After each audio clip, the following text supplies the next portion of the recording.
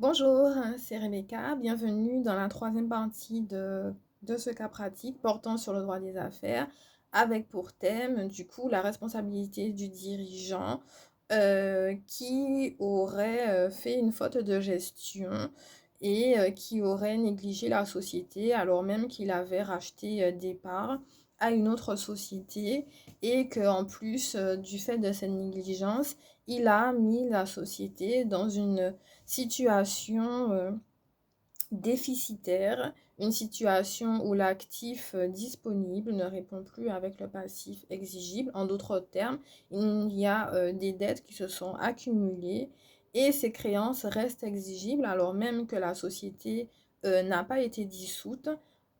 Et ça, c'est la première des choses. Et la deuxième chose, c'est que les dividendes, donc les dividendes qui sont qui doivent être distribués. On parle de dividendes distribuables entre associés et aussi pour dirigeants, s'ils n'ont pas été mis au rebut, donc en réserve, euh, doivent être redistribués. Sans quoi, ça suppose du coup une faute et un préjudice réparable et indemnisable. Pour ma part, dans cette partie de correction de cas pratiques, j'avais quand même soulevé une problématique. Parce que c'est vrai que dans les faits, on ne parle pas vraiment des statuts, hein, mais normalement, la redistribution des dividendes est prévue par les statuts. La nomination du dirigeant, même de fait, est prévue par un vote par les associés et ce vote est prévu par les statuts. Vous voyez, donc ça fait beaucoup de choses. La nomination aussi d'un administrateur, parce que si un dirigeant qui s'occupe mal de la société et qui la met dans un état d'insuffisance d'actifs, on peut demander un administrateur, un mandataire ad hoc ou quelqu'un, voilà, un représentant capable de redresser la société et donc du coup d'apporter des actifs. Ça aussi, c'est prévu statuairement, donc ce sont les statuts qui le prévoient. C'est pour ça que j'avais fait une problématique un petit peu tournée en ce sens, selon laquelle, en quoi le droit des sociétés offre la faculté à un actionnaire majoritaire d'obtenir réparation du fait de la violation des statuts établis avec son co-contractant sociétaire. Je reprends avec les détails. En quoi le droit des sociétés, j'aurais pu mettre en quoi le droit des affaires, etc. Mais là, on est en plein droit des sociétés, donc j'ai mis en droit des sociétés, offre la faculté à un actionnaire, donc là, un actionnaire majoritaire d'obtenir réparation. La faculté d'obtenir réparation, on répond à la question posée, parce qu'on nous demande comment on va réparer.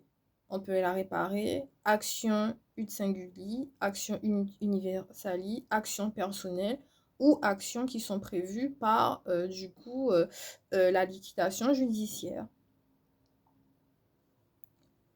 Ces actions sont ouvertes en général aux actionnaires majoritaires, mais aussi aux actionnaires minoritaires, parce que sinon ça s'appelle un abus de droit. Donc là, en l'occurrence, c'était l'action pour l'actionnaire majoritaire. Donc l'actionnaire majoritaire, c'était lui le fautif. Donc si tout fait quelconque de l'homme doit être réparé et que nul ne peut se prévaloir de sa propre turpitude, celui qui a commis la faute doit réparer le dommage qu'il a causé. Donc techniquement, c'est à l'actionnaire majoritaire, le dirigeant de la SAS globale, de réparer sa faute. Ici, il n'aurait pas eu à réparer cette faute s'il avait respecté les statuts. Les statuts, c'est un contrat de société qui lie la première société, donc la SAS, avec la seconde, la SA.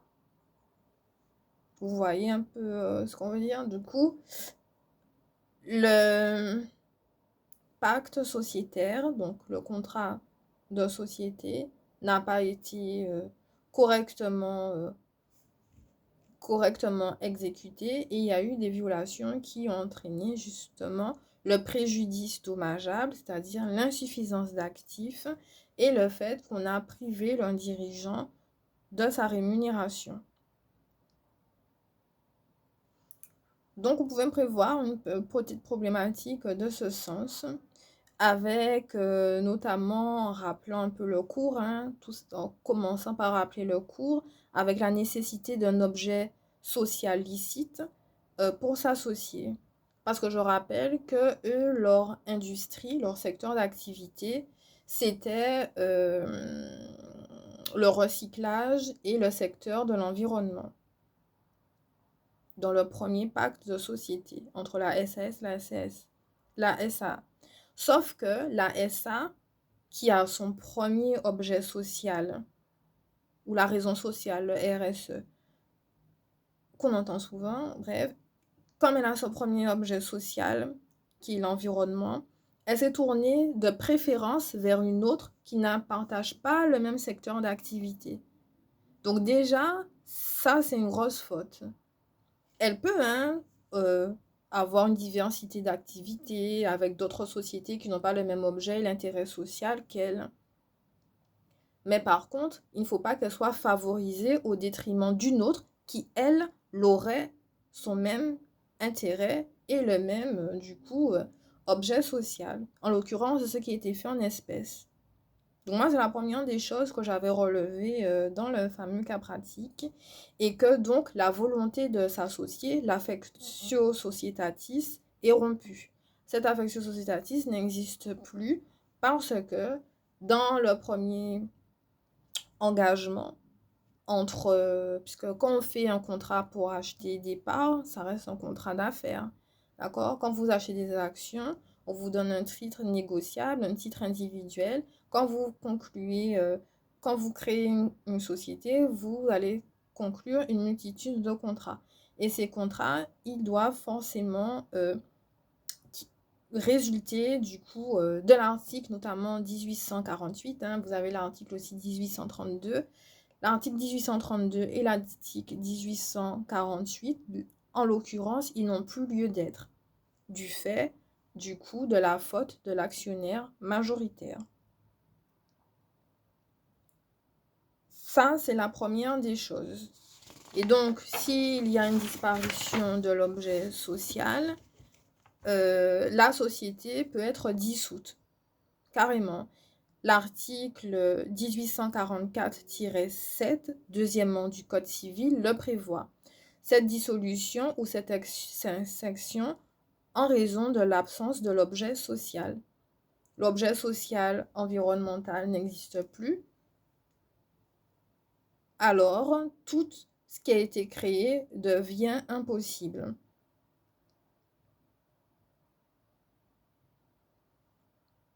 Voilà.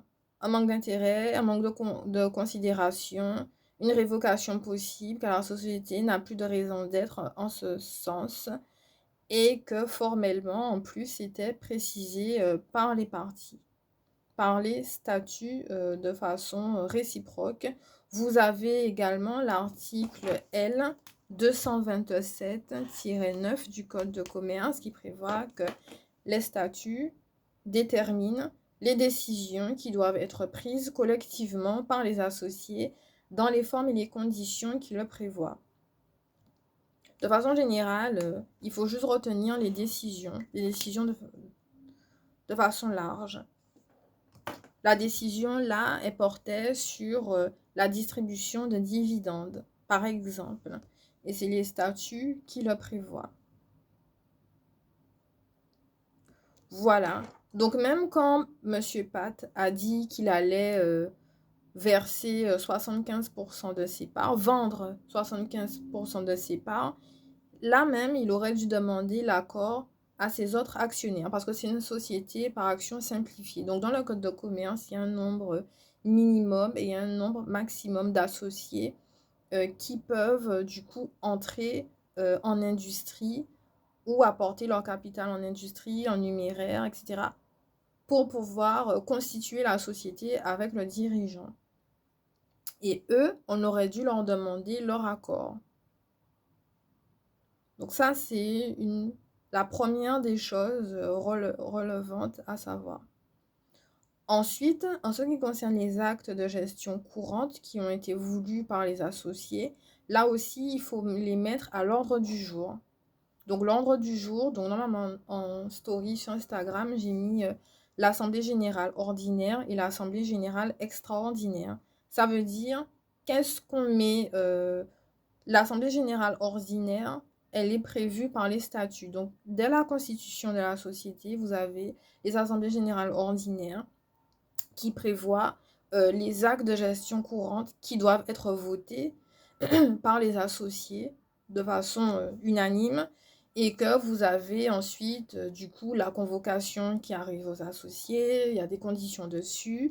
Ensuite, une fois que cette convocation est arrivée, vous avez la partie sur la façon dont il faut voter, donc avec la majorité aux 2/3 de la détention du capital, ou à 40%, plus de 40% des parts, ou à la majorité absolue, la majorité qualifiée. Tout ça, c'est des choses à savoir par cœur en droit des sociétés qui sont prévues par le code de commerce.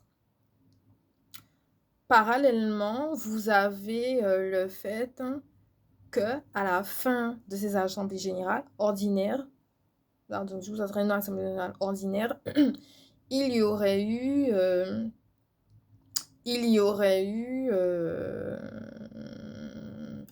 on aurait rendu un procès verbal actant de ce qui a été fait du coup à l'ordre du jour. Bref, en tout état de cause, le fait qu'on puisse convoquer tous les associés de la SAS à l'Assemblée générale pour dire qu'ils veulent révoquer le dirigeant de la SA pour du coup engager donc le fait d'avoir engagé sa responsabilité, il n'aurait plus été au pouvoir de la société. Donc comme il n'est plus au pouvoir de la société, on le révoque. On le révoque, ça veut dire on le renvoie. Un peu pour dire techniquement, on le renvoie. Cette révocation, non, elle s'appelle la révocation ad nutum. C'est du latin ad, plus loin, nutum, ad nutum. Ici, elle stipule que les décisions relatives à l'approbation des comptes, à l'affectation du résultat et à la révocation ad nutum du président sont prises par les associés à la majorité simple. Ça, c'est ça, vous écrivez ça sur votre feuille, mais vous avez tout compris. Franchement, parce que les statuts sont pris, les décisions statutairement, les décisions qui ont été prises par les statuts durant les assemblées générales, en l'occurrence, en l'espèce, non pas, rien n'a été fait en fait. En fait, vous avez un dirigeant qui fait tout et qui ne passe jamais par les assemblées générales, qui ne convoque jamais les associés et qui en plus livre sa société à quelqu'un qui est dépourvu de tout intérêt et qui la gère super mal. Vous voyez un peu l'idée? Donc, ça fait qu'on puisse engager sa responsabilité. Mais engager sa responsabilité, ce n'est pas suffisant. La révocation, elle est claire, nette, simple et définitive. Un peu plus efficace. Voilà. Bon, après, on va pas rentrer dans les détails parce que de toute façon, dans les faits, on nous a pas dit beaucoup de choses sur les associés, hein. Voilà, mais on sait que c'est une SAS, une société par action simplifiée, donc forcément, il y en a. Voilà. La deuxième des choses à retenir, donc en droit des sociétés, si vous êtes confronté à ce genre de cas, c'est pour la redistribution équitable du coût du capital entre les associés, les 75% restants. Et en fait, la distribution des dividendes, comment ça se passe? Donc parfois, en absence de disposition statutaire, il faut se référer à l'article L 232-10 du Code de commerce. L 232-10 du Code de commerce qui prévoit la distribution des dividendes en l'absence de statut. Et que, à peine de nullité, ça veut dire que si on ne le fait pas, l'action n'est pas recevable, toute délibération contraire du droit des sociétés est fait sur le bénéfice de l'exercice. Donc, comptablement, vous avez, c'est comme quand on paye l'URSSAF, vous avez plusieurs façons de distribuer le bénéfice. Comme vous avez plusieurs moments où il apparaît. Quand vous déclarez votre chiffre d'affaires, après, il vous reste le net imposable. Donc, on fait du coup le brut. Avec le brut du chiffre d'affaires, on paye les taxes et les charges. Une fois que c'est fait, on obtient le net imposable. Et dans le net imposable, on peut redistribuer cet actif. C'est comme ça que ça fonctionne un peu. Mais ça intervient à différents moments. Vous avez le premier trimestre, de janvier à mars, le second trimestre, le troisième trimestre, le quatrième trimestre. Sur les 12 mois, je crois qu'il y a 4 trimestres. Il y a 4 trimestres. Donc, à 4 fois dans l'année, le dividende aurait pu être distribué. Sauf que dans les faits, on vous dit qu'au bout d'un an, rien n'a été fait.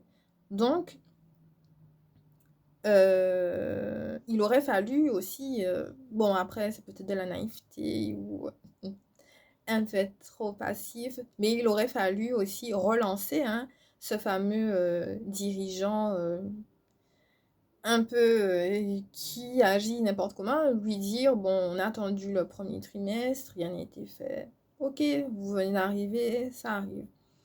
Mais à partir du deuxième trimestre, on voit quand même qu'il n'y a rien. Donc du coup, essayer de quand même mettre des actions derrière, des relances, à quand même s'en préoccuper.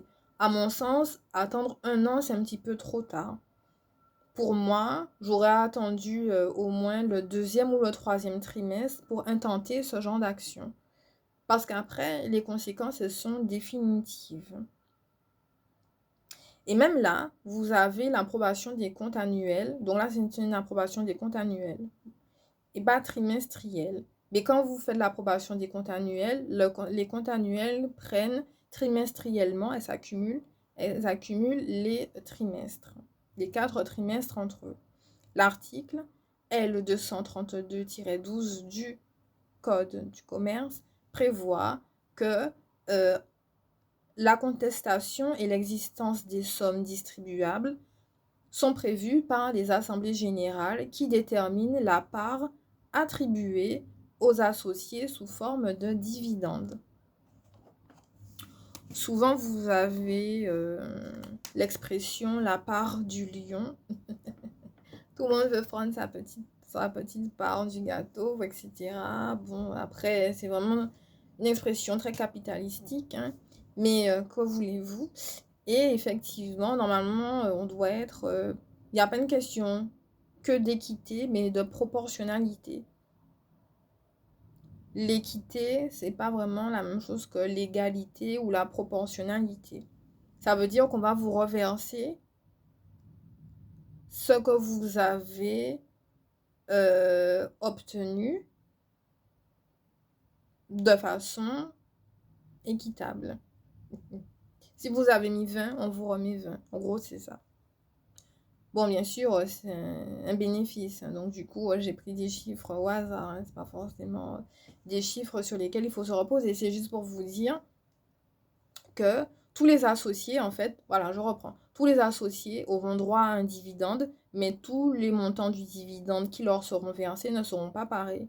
L'associé 1 peut avoir 500 euros, l'associé 2 peut avoir 50 euros, l'associé 3 peut avoir 1 million. Voilà, vous voyez, c'est vraiment en fonction du coup de ce que vous avez aussi versé depuis le capital social et en fonction de votre performance, tout simplement. Finissons sur cette partie, hein, on ne va pas s'éterniser non plus, mais juste pour vous dire que le droit de préférence qui était accordé par la société tierce, le droit de la société tierce, donc là je vous avais parlé des mécanismes en RGO, et on peut voir les choses comme ça. La société A est créancière, la société B est bénéficiaire et débitrice, et la société C, c'est le tiers du coup qui a eu la préférence, et bénéficiaire. Donc je reprends. La société A, c'est la société créancière, c'est-à-dire la SA globale. La société B, c'est la société débitrice, parce que c'est elle qui a les dettes. C'est la société avec Monsieur P de la SAS. Ensuite, vous avez la société tierce qui est bénéficiaire avec du coup la préférence qui lui est accordée, et que c'est à cause d'elle que la société B est déficitaire. Donc du fait de la faute de A, B a un préjudice. B peut choisir de se retourner envers C comme une action oblique pour pouvoir retrouver son bénéfice réparable.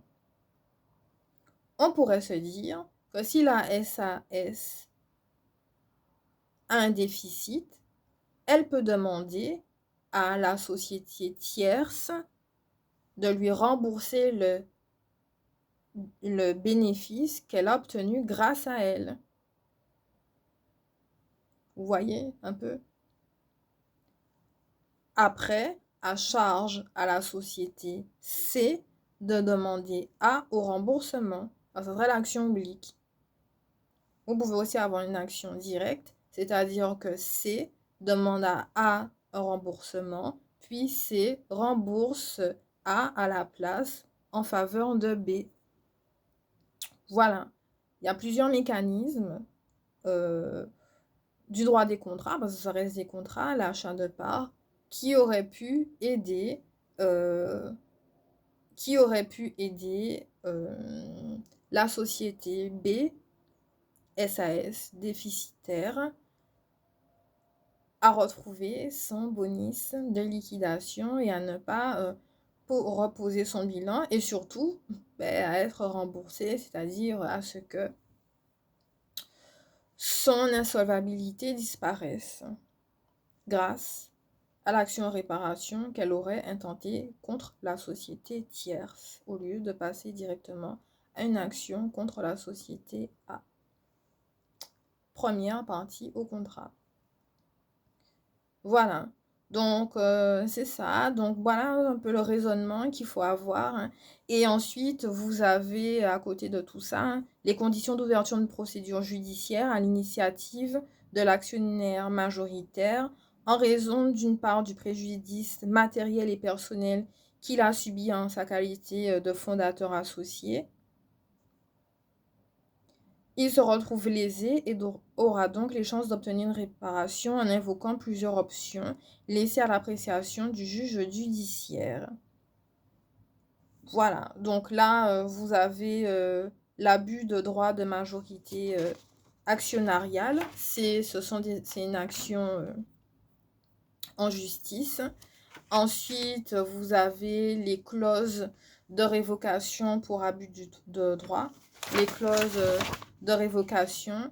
Une première option qui est mise du coup à disposition des parties. Ensuite, vous avez à côté un mécanisme de réparation de la faute en faveur de l'actionnaire lésé. Donc, la faute pour gestion, la faute pour les sociétés actifs, le passif exigible, la responsabilité sociétaire, etc. Et enfin, vous avez la compétence, donc c'est la dernière partie de la question, la compétence du tribunal judiciaire en matière de redressement judiciaire ou de liquidation qui est une faveur à la demande, du coup, pour nommer le fameux liquidateur, qui reprend un peu la première correction que je vous ai mis. Donc, si vous voulez un petit peu les détails,